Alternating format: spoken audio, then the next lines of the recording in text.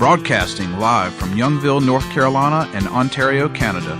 This is Got Mead Live, a weekly show where Vicky Rowe and AJ Airmans bring you the mead news, meadery info, and mead making discussions from all over, talking mavens and influencers. This is Got Mead Live, a weekly podcast about mead and the people who love it and where the mead world is going.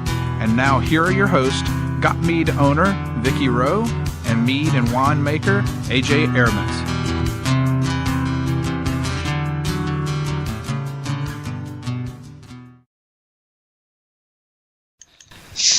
Live from the den of the puppies of the apocalypse, the TARDIS in Florida, not Melbourne Down Under because Hamish has to work today, and the Bunny Pen in Ottawa, Canada. It's Got Mead Live. Welcome to the show. We are Ryan-less tonight because sadly Ryan has come down with the crud, and he pinged us a little while ago and said, I thought I could do this, but oh my god, I'm so sick. So, poor dude, we sent him off to bed, told him to go rest. So it's just going to be us and Steve tonight. So we'll make this thing work, no worries. And, you know, I think we can manage, you know. It should be okay. So, but we welcome Manny back for the first time in a while. Manny, about bloody time you started showing up again. Yeah. Dude, slacker. Slacker. You go have a life and stuff. I mean, really? Who gets to do that? Yeah, I know, right? The nerve. Yeah, the nerve of some people. Okay, so let's get the housekeeping out of the way so we can get to the good stuff. Our guest tonight, as those of you who are listening probably already know, is Steve Fletty, two-time winner of Meadmaker of the Year at the AHA, and also winner of the Midwestern Meadmaker of the Year. Guy makes some seriously good mead. So we are going to pick his brains. We do have a few questions that have come in asking about things that people want to hear, so that should be interesting. And we'll probably get more on the feed tonight, so you guys, I hope you're ready with your questions. All right, so you all know we do this on our own time and for free because we're just that awesome, but also because we're just mad about mead. So, but the software, the hardware, the storage, that costs money. So we hope you'll consider becoming a supporting patron member. It's only $30 a year, and you get access to the patron boards on the forum. You get access to the Got Mead patron group on Facebook. You're helping to support Got Mead Live. You're basically, your $30 helps keep us on the air, digitally and over the radio. So, this is what that money goes for. It's only about 50 cents a week. So, certainly a whole lot less than a cup of Starbucks. And, you get all those award-winning recipes that are in the patron areas. So it's a good thing to do. I do want to give a shout out to the people that signed up last week. Thank you so much. You are appreciated. Just know that. If you want to listen to us live, you can listen to us on the Got Mead website. Just go to click Got Mead Live on gotmead.com, and the player is right there on the page. If you scroll down, you'll see the episode pages for each show, and there's a player on those pages, too. We don't want you to miss anything. Also, we have a player on our Facebook page at facebook.com/gotmead. If you're mobile and want to listen later, check us out on iTunes, SoundCloud, Stitcher, TuneIn, and iTunes, yeah, that's it. Just search Got Mead Live. I'm sorry, I went out of order. I'm like, crap, what'd I say? And Spreaker. This is why we take December off. This is why we take December off, because we're starting to get a little addle-brained. And Spreaker, which is where we broadcast from. You can find us online at gotmead.com, on Facebook at facebook.com/gotmead for our page, and facebook.com/groups/gotmead for our group. And then Twitter, we are at Gotmead Now. If you can't call us, tweet us. I'm usually checking this feed to see if people are asking questions. If you want to send us questions, just go put your mouse over Got Mead Live on gotmead.com. There'll be a drop down there where you can fill in a form and send us questions or suggestions or whatever you want to send us. Don't call us late for dinner. And then, of course, if you want to call in, the number is 803-443-MEAD. That's 803-443-6323. Boy. And I'd say my lungs are just like doing, what are you doing, dude? Okay. So what are we drinking? AJ, what you got? I have got the last of what's in that jug of my very abused bomb, and I stuck some cinnamon and brown sugar in it, and then I stuck a mulling iron in it. Nice. After heating it up in my fireplace. So now it's about blood warm, which is about where you want it, and it tastes really, really nice this way. So if you ever have a mead that's, been a little too abused, just add cinnamon and a mulling iron. There you go. Mulling iron fixes everything, especially if it's got a little soot on it. Oh yeah, actually the mulling iron wasn't doing as well, so I actually chucked the fireplace poker in there too. There you go. Well, it takes, unless you've got a really big mulling iron, which would take up half the room in your mug, you need to hit it a couple of times to get it warm. That's why they used those extra big mugs back in the day. Yeah, makes sense. Yeah. So, Manny, what about you? Are we drinking? Well, I am going to butcher the name of this thing because I'm drinking the latest Dansk Mjød, Viking Gurney's Mjød. It's the same people that make the Viking blood. Yes. That comes in the black bottle. This is a white bottle. And I think I've often said that I don't like that the Viking blood, but this is a whole different thing. It's very boozy. It's 19% alcohol. Oh. Yeah. Those Danes don't screw around, do they? They do not. But it's nice. It's got a little sherry action going on to it, and it's on the sweet side. But I really like it. It's reminds me kind of I don't know. It's got like little vanilla stuff going on. It's got it's nice. It's got a whole bunch of very complex. So I'm very glad I gave them a second chance because they knocked it out of the park with this one.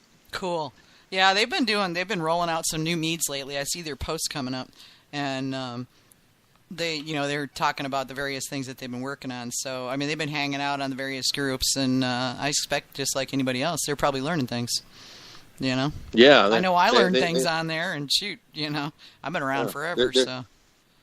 They're stubborn with their hops, but this time it worked. I don't know. I'm kind of fond of hopped meads when it's done well, I mean. Right. What constitutes well may be, different depending on who you are. But...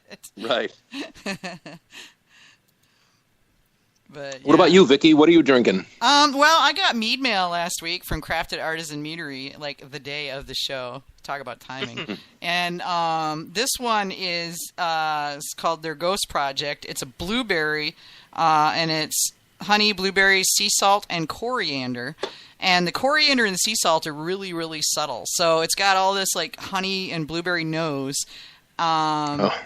And then it's this gorgeous, like, dark ruby color. It's just beautiful. It's prettiest. It's a very pretty mead, and it's the nose is all honey and blueberries, and then with the flavor you get like a sweet honey followed right behind that with some tart blueberries and just a touch of the coriander.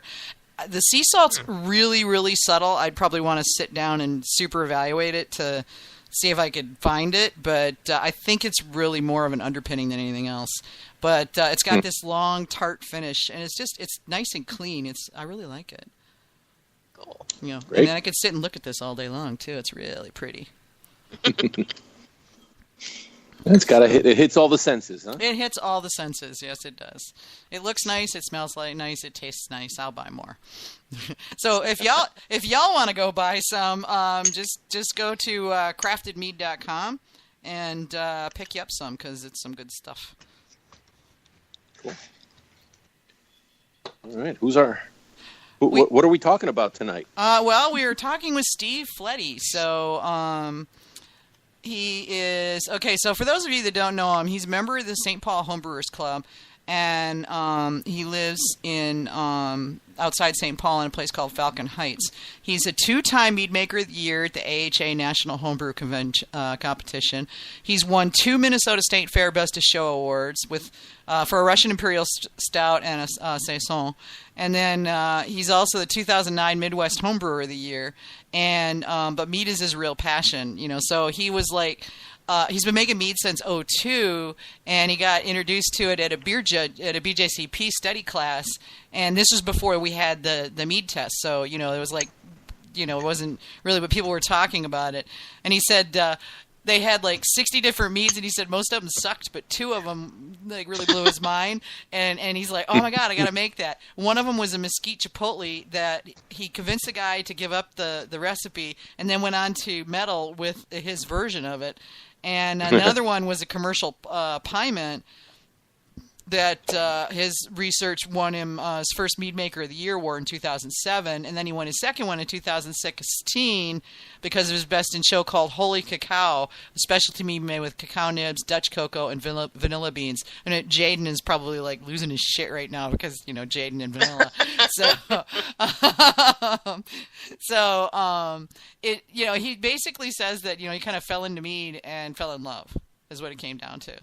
And, you know, so he's become kind of a champion of the mead world. I think he's still doing homebrewing. Jaden's making eyes. Oh, God. But let's get him in here and, you know, and see what he has to say for himself.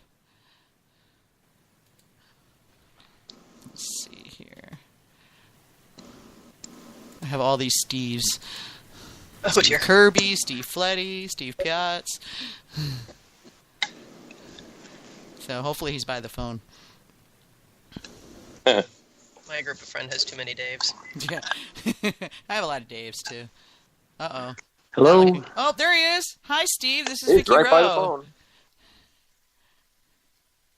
Hello? Hi, how's it going? Pretty good. I thought maybe I got your answering machine. You were one of those guys. Hello? Ah, I'm not really here. Welcome to Got Mead Live, Steve. Well, thank you. Thanks for having me. Yeah. You're stuck with the rest of us tonight because Ryan turned up with the crud. Got home from work and pretty much collapsed. Yeah, he texted me a little bit ago and he's like, I can't even sit upright. I was like, okay. Oh, well, his loss. Yeah, exactly. That was my thought, you know. He'll listen, I'm sure. But we're really thrilled to have you on here. And, you know, you're a bit of a celebrity there with all those awards hanging all over the place. Oh, well, I don't think of myself as a celebrity. I don't know. I'm just a guy that makes mead. I don't know. Are you on speaker right now? My headphones. Ah, okay. Yeah, you sound really far away. I was just trying to... Oh, should I take them off? Yeah, it's not going over. It's not coming over real good on the show mic. Maybe get closer to whatever microphone. Does this sound better? Much Much better. Yeah, you sounded like you were like yelling from across the room. Oh, okay. Yeah, I don't know what's the story with that, but yeah. So we're tickled to have you. I'm curious to hear more about what got you into mead and you know what all you've been doing with it. There's been some chatter going on Twitter about you. So. Uh-oh. Yeah, after we made the announcement, you know, they were like, really?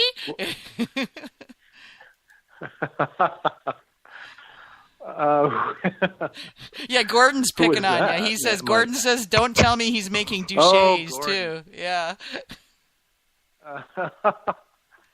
Oh, Gordon wishes he could be Meadmaker of the Year. Oh, burn. Oh, now I'm going to have to get Gordon on the show so he can refute that. Fighting words. Ooh, them's fighting words, big time, yeah. So, yeah, I mean, how did you were making beer and kicking butt making beer. So how did you fall into mead? Well, it was an accident, really. A bunch of us were taking the BJCP judge class, which is solely a beer exam, and this was, 2002. Yeah. And for some reason we had a mead night. And like, okay, well, I'll try mead. Sure, why not? And at that time, there was a bunch of mead makers in the Twin Cities, kind of the old school mead makers mostly. And I'm not kidding when I say we literally had 60 different meads at this mead night. And I was just, most of which were kind of, flabby,